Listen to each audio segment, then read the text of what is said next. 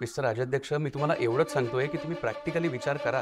Don't you think आपण आता decision घ्यायला हवा? पेशंट आता फक्त व्हेंटिलेटरमुळे जिवंत आहे.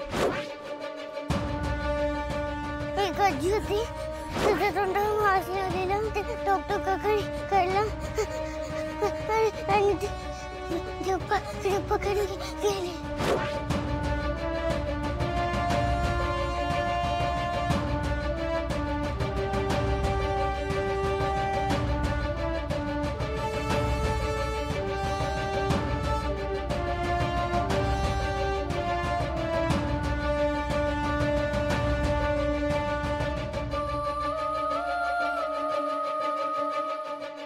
अरे सगळे शांत का बसलात? कुणीतरी काहीतरी बोला, आपल्याला निर्णय घ्यावा लागेल. मित्र अद्वैत, मान्य आहे,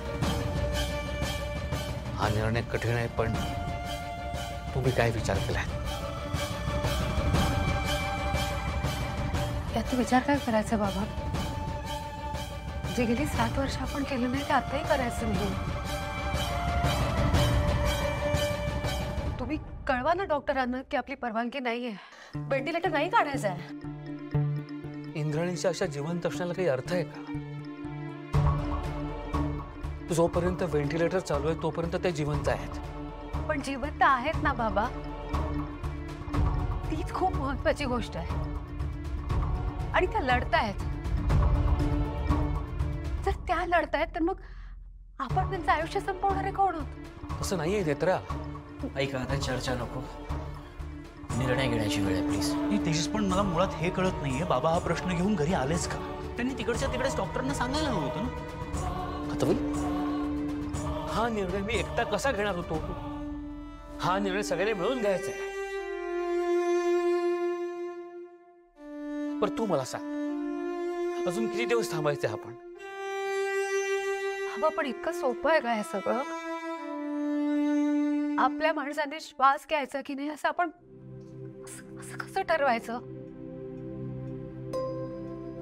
असं कसं ठरवायचं व्हेंटिलेटर काढायचं की नाही? नेत्रा, मला त्रास होत नसेल का ग?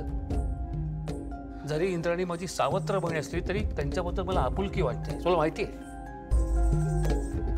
पण 7 वर्ष झाली नेत्रा, त्यांना होणारा हा त्रास आपण नाही बघू शकत, नाही सहन करू शकत. आणि जरा विचार करा ना, त्यांना किती त्रास होत असेल. मला असं वाटलं की हे सगळं थांबावं, त्यांना का म्हणून शिक्षा भोगायला लावायची. बाबा, म्हणून काय मारून टाकायचं त्यांना, खून करायचं त्यांचा?